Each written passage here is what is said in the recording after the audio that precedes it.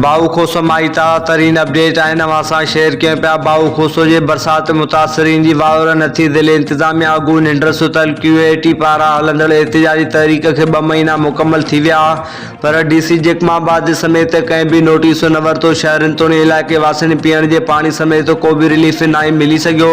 मुतासरीन बेयारो मददगार पानी ते मजबूर जॾहिं त बाऊ खोसा जे बरसात मुतासरीन के रिलीफ न मिलण ऐं शहर के बुनियादी मसइलनि खिलाफ़ क़ौमी अवामी तहरीक पारा 60 ॾींहं आहिनि भी सियासी समाजी माण्हुनि नासिर कंदराणी, तबसुम जखराणी, अली वफा बिरोई, अली गुल भुगटी, यासीन खोसो ऐं ॿियनि अवल्ड पोइंप खां रैली कढी वई। प्रेस क्लब अॻियां धरणो हणी एहतिजाजी मुज़ाहिरो करे ज़िले इंतजामिया DC जकमाबाद तक जे MP डॉक्टर सोराब खान सरकी खिलाफ़ सख़्त नारेबाज़ी कई वई। वधीक मीडिया सां ॻाल्हाईंदे अॻवाननि चयो त बरसात के 5 महीना गुज़री विया पर अवाम खे रिलीफ न मिलियो। पीअण जे मिठे पानी फुड़े लाइ बि हू परेशान आहिनि।